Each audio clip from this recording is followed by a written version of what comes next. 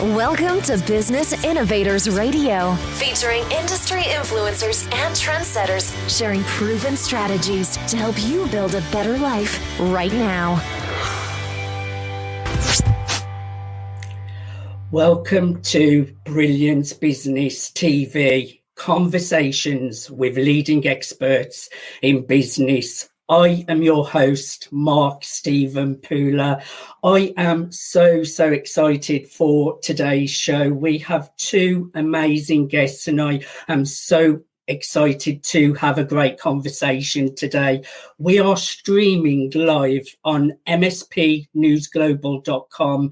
We're streaming on Facebook, Periscope, post-production, LinkedIn, Instagram, YouTube. We're also on the E360 TV network under Fresh Takes, available on Apple TV, Fire TV, Android TV, Apple TV, Roku, and many more. So I am super excited for a conversation with Victor Hansen and Dwyer Hansen today.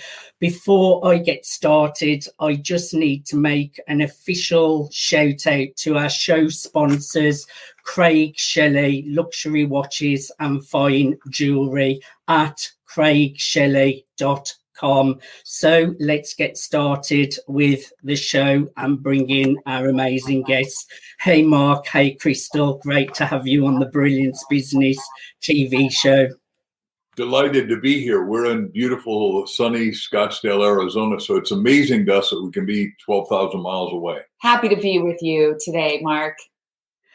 I am really excited to have a conversation with you. I had heard of your names many times before I was introduced to you too. So when I got the opportunity, I was so excited to take it with both hands. We're about all similar things to do with quantum physics, all of those things that people call it, but I am so passionate about all of these subjects. We've got so much to talk about, so let's get started with the show. I would like to start with Mark. Now, you are known for the Chicken Soup for the Soul series. Now, I know this book had a lot of rejection in the beginning, didn't it, Mark? Yeah, Jack and I had 144 publishers say, hit the road, Jack. And then what you may not know, Mark, is that our agent fired us, which cost him tens of millions of dollars, unfortunately, because we've done $2 billion at retail of just the books and $1 billion in licensing. Because as a business show, I'm willing to go through those kind of numbers if you're interested. I definitely would love to hear more about that, Mark. Well, the point is that they rejected us. So Jack and I, we were best friends, obviously, and I had written all these little stories, put them together, and we were inspired, came up with the title, and I can talk about that. But we literally went to the ABA, American Bookselling Association, with 60,000 people. We literally had backpacks with 3-ring binders, because everybody was turning us down. Our agent had fired us. So I said, well, let's sell it ourselves. And we were there 3 days. It was at the very final day after going to every booth. I mean, we'd already been to all the big publishers like Simon & Schuster and Random House now, which I'm with. Interesting. I'm with 7 houses, but because I'm prolific. But it is amazing to me that it doesn't matter. It's so hard to break into this business. It's sort of like being a great athlete. You know, only 1 in 10 million becomes Michael Jordan or whomever your favorite jock is at the time. So we made it. A little publisher said, we'll take it. And then we said, we'll sell $1.5 million in a year and a half. And we sold $1.3 million the first year. And then, because I write all the goals, then I said, we sold $5 million the next year after that, and then $10 million, and then $15 million a year. And so, and then we started selling internationally, and it just went berserk. Like we sold 374 million books in China and Crystal and I've been to China a whole lot up until 4 years ago when they went from really harshly capitalistic to now Marxist. But it's very fascinating for us. So what I am taking, Mark, we hear so many times, never give up on your dreams, don't quit. a lot of people I know on my own journey, there may have been those little moments where I'm like, this is never going to work. I may just give it all up, but I would never give up on myself, because you're giving up on your own dreams. A lot of people would have given up. That is a lot of doors to knock on. So that is a great lesson for people, that they should always focus and never give up, and don't quit, and don't take no for an answer as well. That's just, I can only imagine that must have been frustrating when you know you've got such a great book on your hands. Can you share a little bit about what you do now, Mark, with your clients? What I do now with my clients? Yes, with your clients. Well, we own a company called HansenInstitute.com, and we're helping everyone write a book, because I even wrote another book, which I didn't plan on showing today, but you have a book in you, because I think everybody's got a story. Everyone's got a story that needs to be told. And if you want to be an authority, the middle word is author, and an author is the best business book in the world. So at HansenInstitute.com, we've got 12 videos that take you through 21 tools on how to be a master. And what we're saying is, look, it's like a three-legged stool. You've got to write a great book, but that's 10% of the process.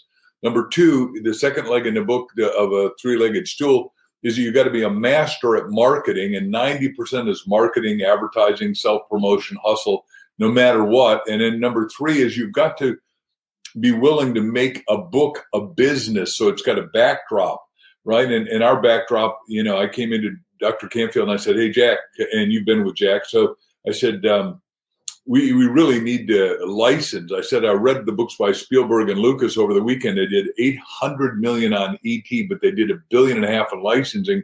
We're going to be in licensing. And Jack said, what do you know? I said, nothing. I said, but look, when I was in graduate school, we said everything's a system, and if it's a circle, you're either outside the circle looking in, or you're inside the circle. I'm on the outside, but I understand what it's going to take. And I was the first guy ever to license book stuff. And I'll just do one of our licenses out of 101. We did a dog food. We did $157 million worth of chicken soup for this old dog food and get 15%. And the beauty is, I don't have to package it. I don't have to market it. I don't have to sell it. I don't have to eat it. I did test it on our dogs, but it is amazing. Everybody ought to check out the licensing business. Just like everyone has a book in them, everybody has an invention in them, everybody has a song in them, everybody has a poem in them. I can go through a whole litany of what all of us got in it. But to your great listenership all around the world, it is important to know, and Crystal will talk about this, there's more in you, 4 times more genius. But we've been, like you were in school, you and I talked before the show began, you got unplugged and felt disgruntled and beat up on your self-esteem and humma. Everybody gets beat up, because what you're really saying is universe is testing all of us. And what you got to do is recognize that you've got a divine mission, destiny, we're going to call it when we talk about our book, Ask, today. Everyone's got a destiny, a macro destiny, and then maybe some micro destinies under it that they've got to fulfill. So what comes to mind here, and it fits lovely into the next question, which I have for Crystal. I know that there are so many levels. There's always that next level, but we have been through really testing times over the last year. People have lost jobs. People have been out of their businesses. It's really, really tough times in the world. And I know that people can tap into their human potential to overcome those obstacles, overcome those challenges, to really start painting a new picture for their new realities. But it's hard when people just say there's another level to you. And I know you, Crystal, you do a lot of work with human potential. You've helped people with relationships, career, health, wellness, but also you've helped people through stress, anxiety, and depression. So you support people to tap into that human potential. Can you share a little bit of your recipes, how you get your clients to really move forwards? Yes, thank you, Mark. So yes, as a transformational life coach, what I teach people, the first thing that we need to remember is that while it appears that life is happening out there somewhere, and we're just sort of, ducking and dodging, things are coming at us, and we're just trying to keep the balls up in the air, that is the illusion. The reality is your life is created from the inside out. And we need to remind in every moment of stress, because what we're looking at outside of us is just a projection of everything that we're all thinking collectively. And so you have a tremendous amount of control. You completely control your life experience. The life you will experience is happening in here, in your mind and heart. And so once you recognize that, then it's important to take that time with yourself, because especially stressful times, that's when all of our monsters start to come up, what I call messy thinking, right? Because life is difficult. Let's face it. It's not a straight and narrow, easy path, right? We are here to learn, to grow, and to evolve. And that can be a wonderful thing. But while we're doing it, it feels terrible, right? When we're in it, it feels so intense.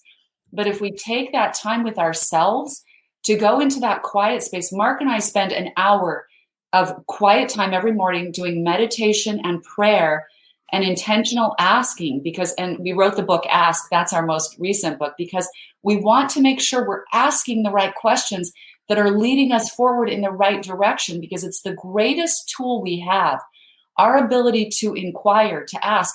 And when we start asking a question, literally a different part of our brain lights up and becomes a better resource to us.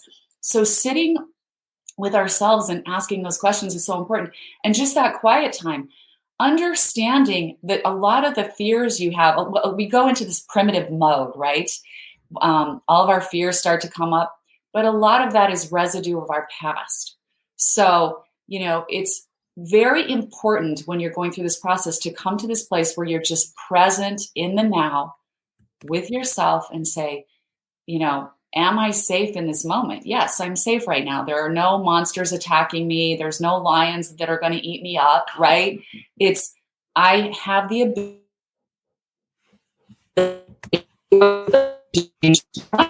and a different decision. Time with ourselves, asking ourselves these questions, understanding that messy thinking in our head is residue from the past. And so don't be afraid of it. When it comes up, look at it and say, okay, all of this fear, it's that primitive fear that's coming up. Remembering people start to have fear of loss, fear of destruction, fear of all these things. It's very primitive, but we're actually very sophisticated beings. We can imagine anything we want. So we need to get out of the primitive mind, go into that quiet space, go into our higher creative mind, and start asking questions from a very calm center, and keep reminding yourself, I am creating my life from the inside out. What will I create today? You touched on a lot of great comments there. I know in my own personal development journey, some of those fears, you don't even know that they are there. You do have to really go inwards and really deep to know that they are holding you back. Self-talk is so important as well. I visualize every day. I feel gratitude's really important.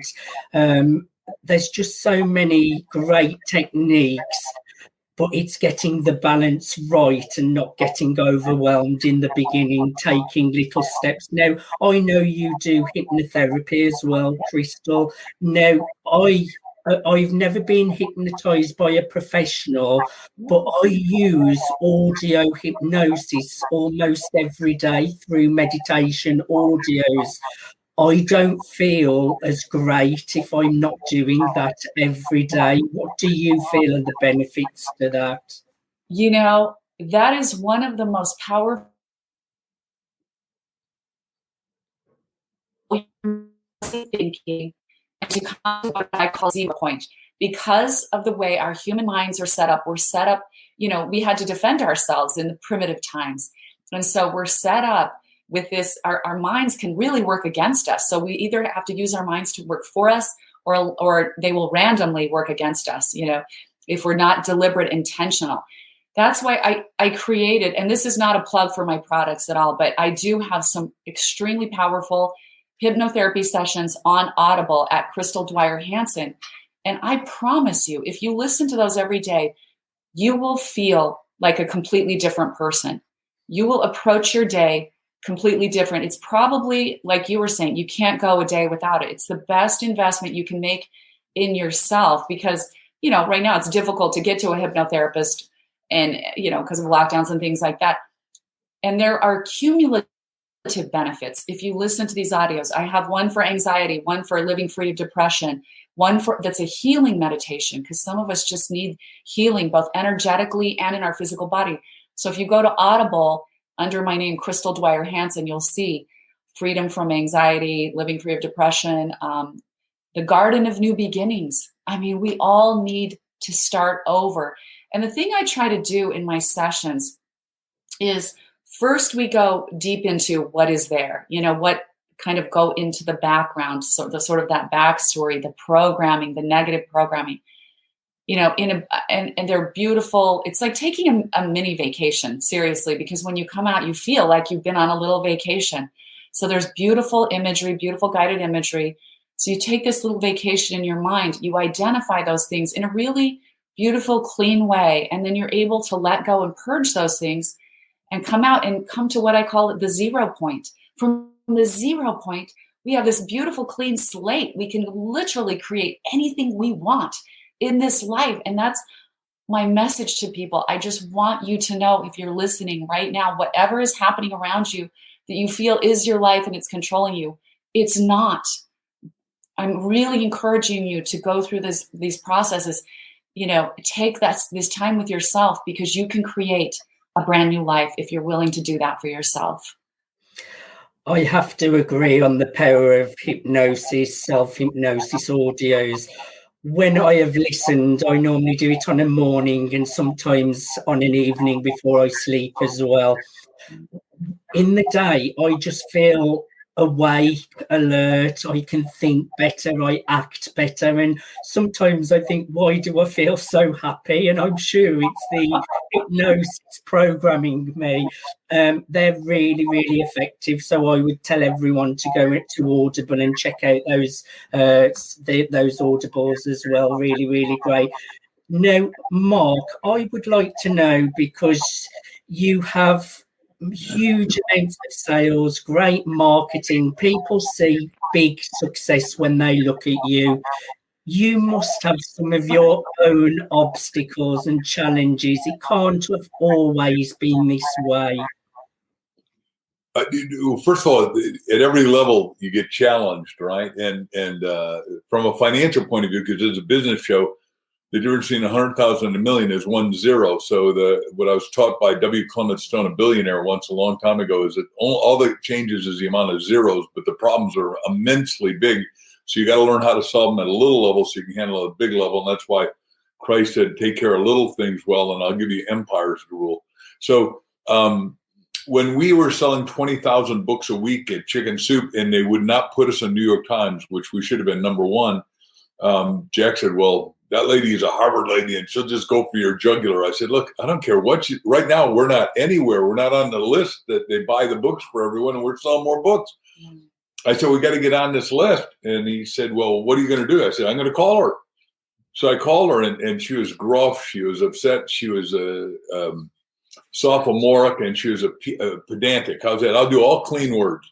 And she said, sir, don't you know that you are a multi-authored book?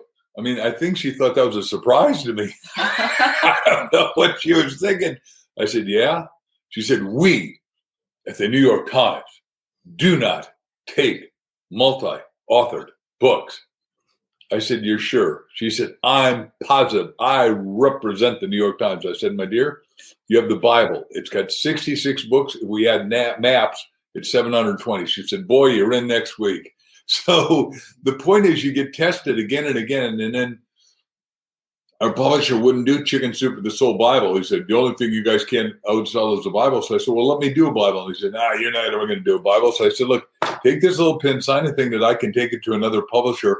I took it to another publisher, and we did the book purple so it wouldn't threaten anyone, and did a little story to get into the big story. And we sold 70,000 a week at Walmart. It just went off the Richter scale. So what I'm saying is you got to grow rich in your niche. You got to figure out how to do stuff nobody else has done. And because you're asking about marketing, I'll do one other point. You got to do bypass marketing, and you got to pick the markets that nobody else is doing. And in America, I met with the head of the Red Cross, and she was out of blood and couldn't get it. And I said, did you try the medical doctors? They see blood and guts every day. I said, no. They said they wouldn't do it. I said, well, great. I work 4 marketplaces, one of which is chiropractic, and I love these men and women, and I'll ask all of them to do it. I've never asked them for a favor, and I've helped them make a lot of money, high volume healing practices. So we got 77,000 doctors seeing 25 million patients a week. I said, ladies and doctors, what I need you to do is send out an invite to all the inactive patients that haven't been in for 6 months. Give them a free adjustment if they give a pint of blood and they get a copy of our book at the Blood Mobile in America. It was called 800 Give Life. And we raised enough blood, Mark, in less than a month to be cryogenically frozen for 1.5 years in advance, because there's no such thing as pseudo blood. So God forbid you go to a hospital, which you've been to, if there's no blood that matches you, you're called dead, right? And it just isn't okay with me. I mean, there's no reason. People will give if they're asked to give, but somebody has to be the gadfly, and that just took our book, skyrocket city.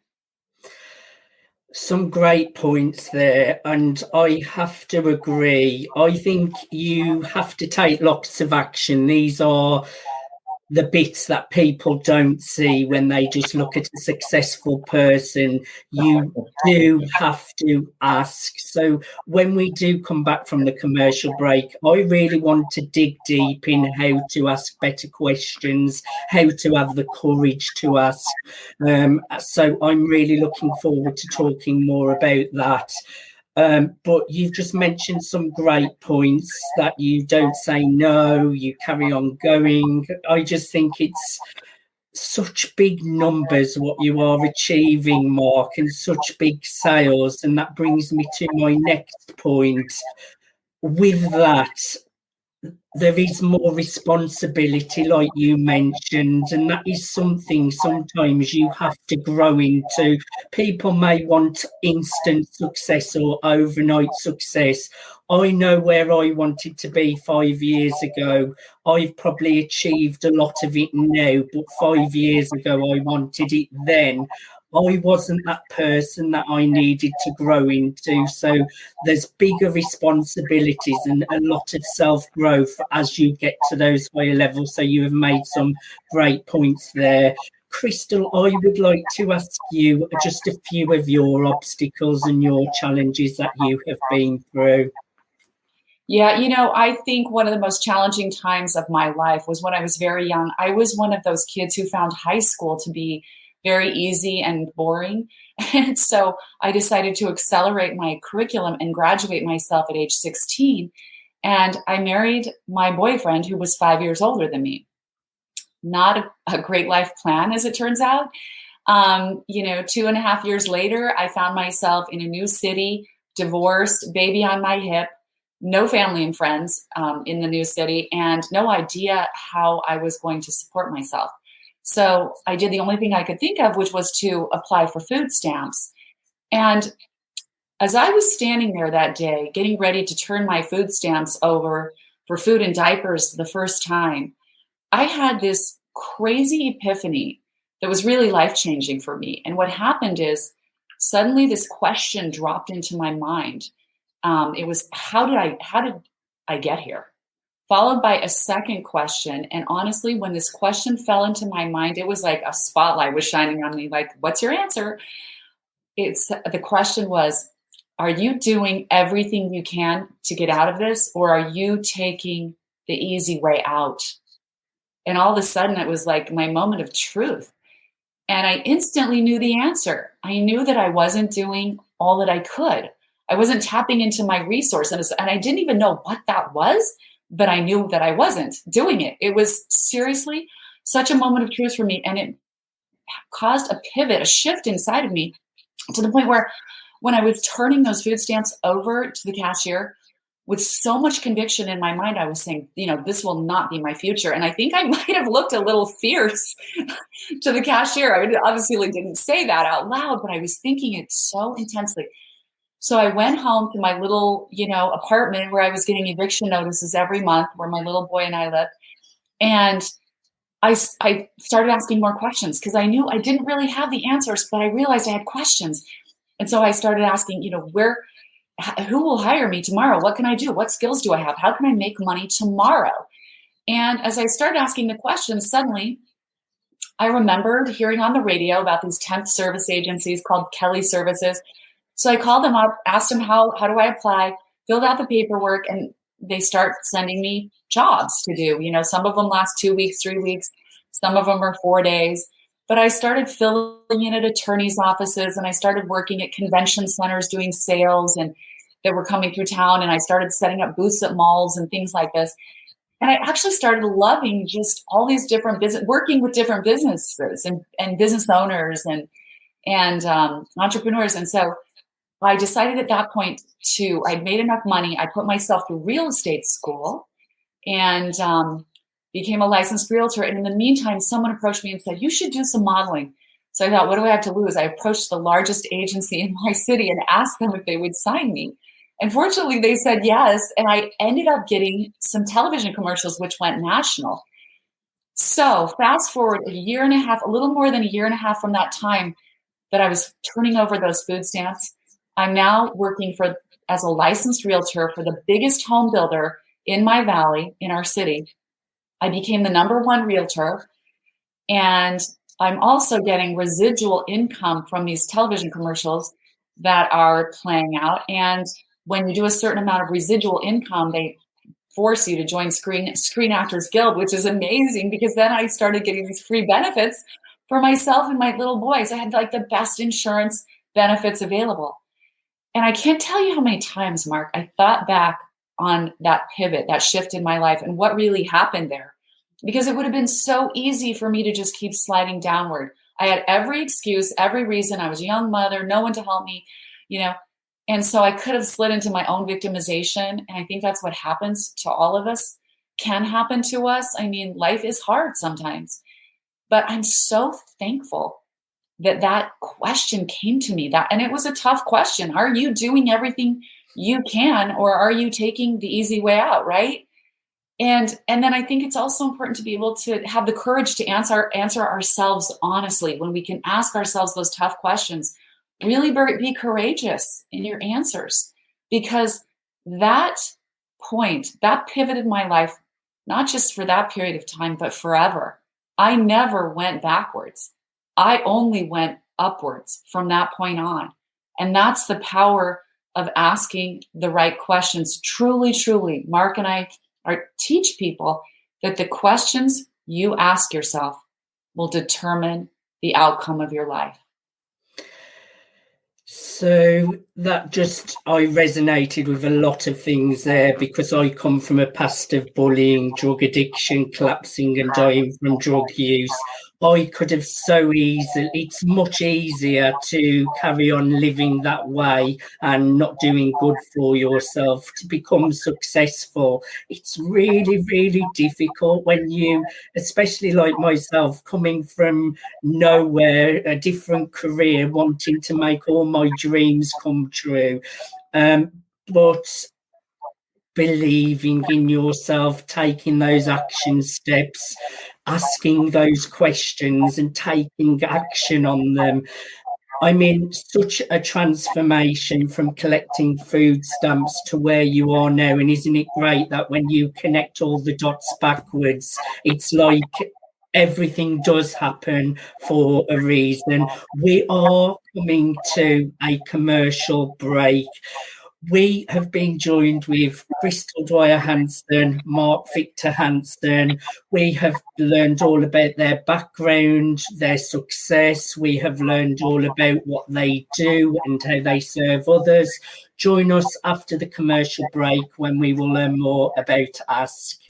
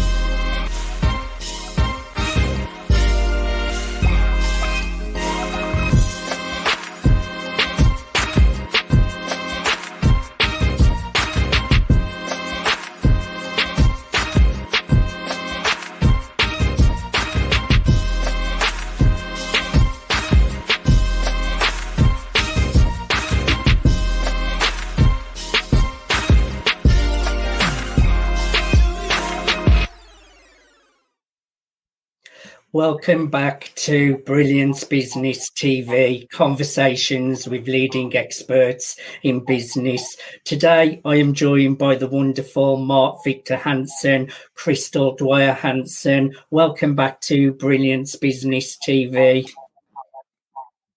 We're delighted to be with you, sir. Thank you, Mark. I have really enjoyed our conversation so far.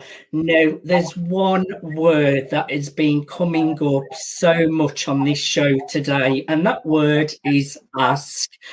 Now, your book, Ask the Bridge from Your Dreams to Your Destiny. I want to know the story behind the story, the why of the book. Well, we've been so blessed to travel to 80 countries, talk to some part of 7 million people. We meet nice people, wonderful people, educated people, sophisticated people. But the difference between somebody who succeeds a little and somebody who's vastly successful is one thing and one thing only. They know how to ask, which we say, look, everyone's got a destiny. So we said their dreams is the bridge from your dreams to your destiny, because you don't get what you want always, but you always get ultimately, inevitably, what you ask for, and the questions you ask determines the path in your life towards your destiny or destinies. And what we wanted to do is say, hey, wait a second, how do we do that? So we wrote everything we knew about it. Then we checked out all the universities, Cambridge, Harvard, Stanford, all that. And then we interviewed 26 superstar askers, and congruently, every one of them had the integrity of knowing asking in 3 channels that we teach: ask yourself, ask others, and ask God. So I would like to dig a little bit deeper into this. So can you just share a little bit more in detail of what the people out there will get if they go and get a copy of this amazing book? Yes, absolutely. So, I want to back it up for a minute to the time when we all came to this earth as these beautiful little children. As children, we were uncorrupted in our ability to ask for everything, right? As little children, we wanted to know who, what, when, where, why, how, right? We were infinitely curious. We asked constantly. And we also were not afraid to ask for more, right? We basically weren't afraid to ask for everything. And then what happens, depending on how we were parented, what happened in our schooling experience, in our job experience, whether our opinions were valued, how many times we were shut down, told to be quiet, don't ask questions, only talk when you're called on. All of those things start to leave an imprint in our minds, right? Just basic life rejection till suddenly, as adults, we're standing there terrified to ask for anything. Truly terrified, and also a bit ashamed that we don't already have all the answers, as if somehow we're supposed to have all the answers to everything. So instead, we hold back. We don't ask when we should be asking. Every time that curiosity, every time that wonder pops up in our hearts, in our minds, but we're shutting ourselves down. And so what Mark and I are saying, we're inviting you to take this asking journey with us. Let's bring that beautiful, uncorrupted, childlike ability to ask back into our lives, because, like Mark said, the questions you ask will determine the life you get. And we did determine that there are 3 channels through which to ask. Just like Mark said, it's asking yourself, ask others, and ask God. And each of those channels is equally important. And we can get into each of those individually. I just wanted to give you time to comment on that, Mark. Yes, I think it's great knowing these things. I want to dig a little bit deeper. First, let's go to asking yourself, because I know as well that the heart and the brain are connected. So we should listen to our heart, we should listen to our gut. Sometimes we don't listen to our intuition, and that can get us into all kinds of trouble or mistakes or regrets. Gut instinct always turns out right. So let's talk about asking ourselves a little bit. So what happens is, why people don't ask themselves is we discovered 7 roadblocks to asking, and all of us have some of them some of the time. Some of us have all of them. And when you look in the mirror at each one of these, you go, oh, I get it. Now I can solve it. I can absolve it. I can make it shrink down, because you and I talked about visualization earlier. So they are unworthiness, naivete, doubt, fear, pattern paralysis, excusology, and disconnection. So we can go in any one of those that you want, but that's what shuts people down and squishes them. Like Crystal said, little kids, start to say, your mother says, you ask too much. Why? And then you go to school and say, no, just sit there, Mark. You're supposed to just absorb all this stuff. You're not allowed to ask about the universe and all that. And then if they go in the military or work, just do it, we're told. Don't ask all the questions. And that's just the opposite. You and I are here to ask and evolve as human beings. And the beautiful thing about what we're saying here is that because of this COVID cocoon lockdown, for the first time in history, we're getting a gazillion letters from people saying, hey, wait a second, I read the book, I went over every question with my spouse or with my mastermind partner or my business partner or my church temple or Ram partner. And what's amazing to me is I've unfolded myself. And when I get out of here, I'm going to break out of this cocoon and be a high-flying butterfly, metaphorically speaking.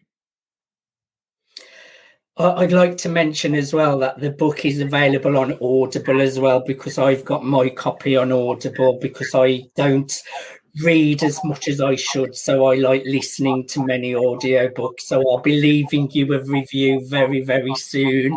So we have asked ourselves, we have done the inner work. Let's come to asking others, because I know on my own journey, like asking for a sale, asking for a money, I 5 years ago wouldn't be able to say, oh, my program is 3,000 or my program is 10,000. I had to grow into that level of value to others and to know my own value, which that comes with doing the self-work first. Can we go into more detail of asking others? Because I know a lot of people struggle to ask for what they want. Absolutely. It's such an important thing. In fact, when we looked at the studies, Mark, pretty much everybody going into the studies on asking others, right, entered the study with the impression that if they ask people for help, information, a sale, advice, things, that they would either be perceived as being ignorant, stupid, uninformed, or pushy, obnoxious, annoying. So as it turns out, the results of all the studies show that the opposite is true. If you're just willing to put yourself out there and ask for what you want, whether it's information, help of some kind of sale, you're 80% more likely to have your request granted. So that's a big difference. So we literally have nothing to lose in asking for the things we want, whether it's the sale, for help, for information, for advice from somebody that might know more than we know when we're trying to grow in some way or trying to learn something. And so we need to understand that and stop holding back, stop being ashamed to not already know everything. Stop thinking that somehow you have to do that. And even some people are held back by that for, they feel like they can't go sell their product unless they already know everything, unless they're the best in the world. No, you always have something to share. We all know a little bit something different or more than other people. There's something unique and valuable that we all have to give and share. And so it's really about getting comfortable with that, understanding that, sometimes you have to realize you will have some fear, but you need to step on the fear with courage. And if I could just tell a quick story in the book, there's a woman named Lynn Marquis who right out of college, she decided to go into the nonprofit space, right? She just loved the idea of helping others. So right away, she was able to put together this camp, this children's camp for disadvantaged children. And it was going to last for a good portion of the summertime, because the parents of these children can't afford a nice camp for their children to go to when they still have to work. So she was really excited about it, then needed to get funding, finally got an appointment with the richest woman in her city who controlled a large family trust. And so the day she went to meet with the woman, she was terrified. She said, I walked into her beautiful office and I was so terrified. I was literally shaking visibly. And so she said, I couldn't do anything but just own it. She said, I'm so honored to meet you. And I'm just a little nervous about being here with you. And of course, the woman was kind and said, sit down, let's talk about what you have. So she explained the camp, all the benefits to the children, how wonderful it would be, and all of those things. And so the woman said, okay, so how much is it? How much are you asking for? Again, she got terrified. She said, I got so terrified, I started stuttering. And she said, I'm asking for $5,000 because that's how much it costs to put a camper through the camp. And the woman looked at her for a second and she said, okay, but how many campers do you want to have at the camp? And she said, something like 285.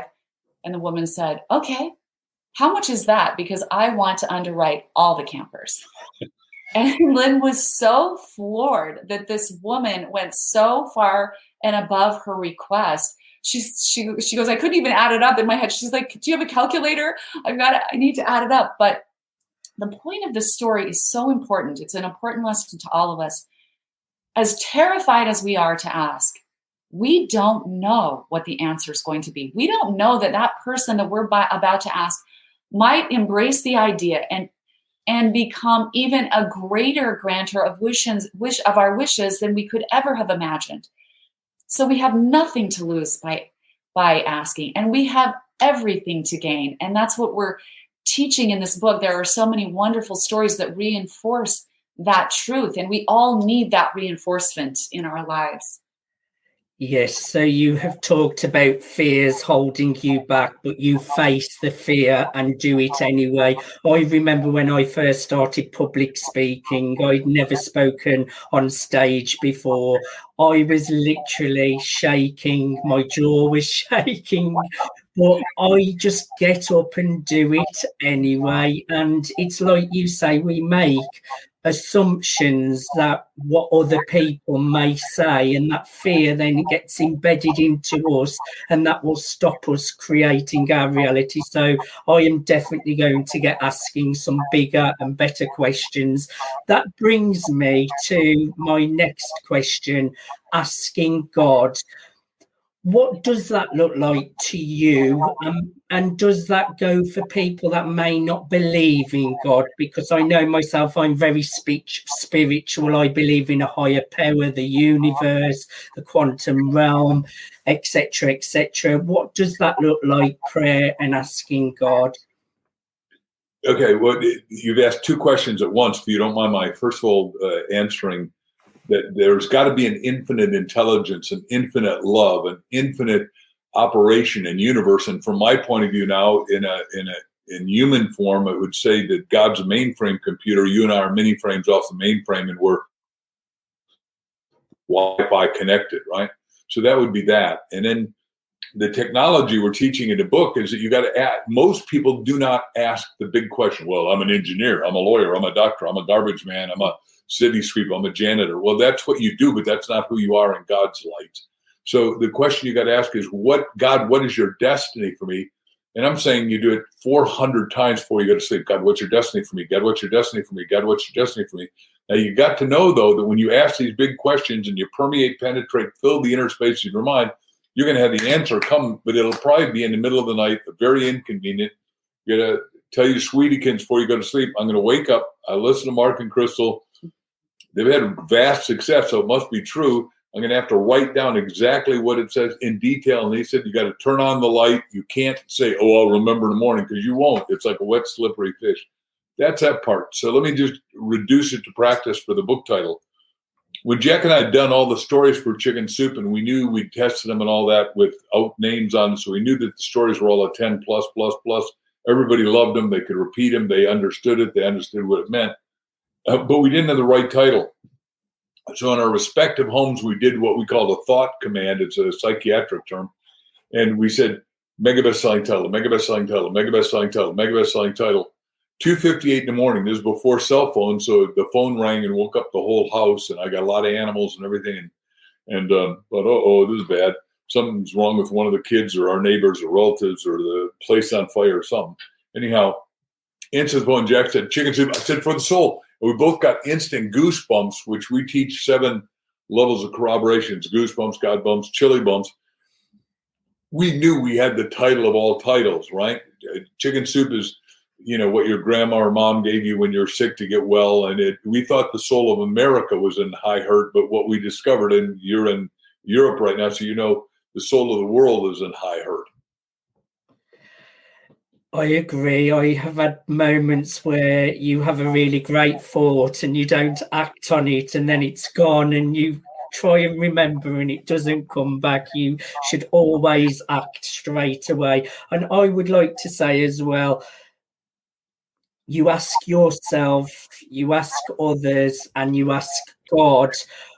But I also think, do you agree with me here? You do have to be very giving as well. You can't just ask and expect without being giving and serving to others.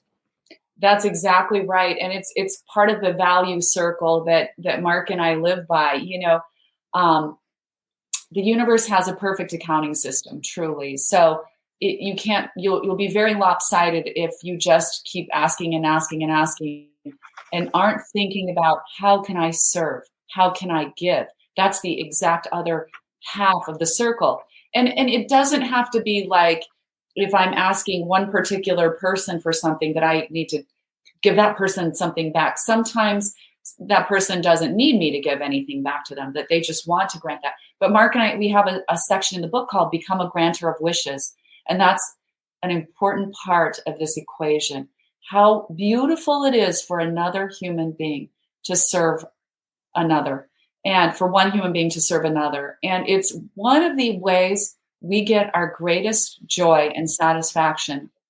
And I think sometimes we're so centered on what we can accomplish because we feel this constant pressure to accomplish, to do. And so there's in the Ask God part of the book, the section, we say there's this question flip that we like to propose to people. And instead of asking yourself all the time, when you're making a decision or entering a new opportunity or something like that, or you're contemplating something, ask yourself, not what do I get from this, but who do I become by doing this? And if we all lived a little bit more by the who do I become as I ask for these things, as I make these decisions, as I navigate my life, who do I become is so much more important because, I truly believe that, life is eternal. We are going to go on from here. It's not all over. And this is Life University right now, right? And so it's a great opportunity as a human being to grow and evolve. We're part of this interconnected web of life, of creation, of beauty. If you look around you, the beauty just in nature, Emerson's essay on nature. I mean, you can't miss God when you look at nature, right? It's so exquisite, so magnificent. Well, you're part of that magnificent, exquisite part of nature and part of creation. And so however you want to think of God, just remember you're part of it. You're part of God. You are a piece of God. And so is everybody else. And so having that great divine respect for the other divine beings, which we all are, even when we're mad at someone, even when someone's being unkind, Jesus taught so much of that, don't judge, forgive, love those who hate you. They're still a divine being, just making maybe a bad decision or a decision that's not going to lead them to a great place. But if we stay in our own divine love and be that granter of wishes, as well as asking for everything in this life that is already there for us, because we are part of God. We are part of the universe. We are part of creation. We cannot separate. We only separate ourselves from it mentally when we're blocking it and not understanding who we fully are in this life and in this world. I have to agree. That's why I love quantum physics so much, because it shows how everything is connected. It doesn't matter the distance apart, etc., etc. But also, when you are coming from a place of love, not only is it good for everyone else, you feel good when you're coming from a place of service and love. It feels good to be serving others as well. I think now is a really good time for people to go out and get this book, because it's been a hard year and we're going over the year mark soon. People have been isolated, lost jobs, lost their businesses, family members. What a way to really have some hope for the future, to take some positive steps forward just from reading or listening to the Audible version. I think now is a great time for people to go out and grab a copy of Ask the Bridge from Your Dreams to Your Destiny. Can you just explain what happens when they go to Amazon and they've purchased, they go to askthebookclub.com? Again, you did two great questions, and thank you for both. First, when you get the book, we just had a woman write us a long, long letter. I'm just going to do the distillate of the letter. And what she said is, I was despondent, I was disconsolate, I was upset, I was hopeless. I started reading your book and my eyes opened up again. I felt a magical tour, sort of like the Beatles, a magical mystical mystery tour, right? I woke up to who I could become by asking all these new, great, grand, and terrific questions, and I'm growing again and glowing again. And it just, Crystal said, "Did you read that letter?" I said, "I read all letters like you do." And that was our dream, that was our hope, because faith comes by hope, and faith is substance things hoped for, evidence things not seen, Paul said.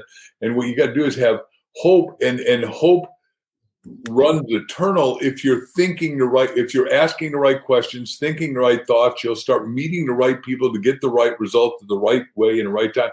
So all of us are a broadcasting and receiving station, which is what you're saying, with this whole quantum physics thing, which, in graduate school, I started studying that with Bucky Fuller 50 years ago, because he was one of the great cosmogonists, cosmologists of all time. So the point is if they join askthebookclub.com, which is free, we're going to help them expand their aura of asking, expand their abilities, because like Crystal articulately said, whatever you're asking for determines what your life journey, what your destination is going to be. We want you to have a great, positive, optimistic, enthusiastic future that is bigger than your dreams, bigger than your hopes. Like you said, you couldn't see yourself and really believe that you'd be where you are now 5 years from now. But the point is that in the short term, we all want maybe too much. In the long term, we don't want nearly enough. And that's why we're saying you got to keep asking yourself to how to make this the most magnificent journey, because this isn't a dress rehearsal. Yeah, we've all been in lockdown, 8 billion of us, but we're ready to break through, and we're going to go into the most prosperous business times in history ever, I predict. A great way to close the show. I am definitely going to be asking for more over the long term and not trying to get too much short term. Take it at a pace and really aim big and ask those right questions. Crystal, Mark, I've really, really enjoyed having you on the Brilliance Business TV show. Thank you so much for being my guest today. Thanks for listening to Business Innovators Radio. To hear all episodes featuring leading industry influencers and trendsetters, visit us online at businessinnovatorsradio.com today.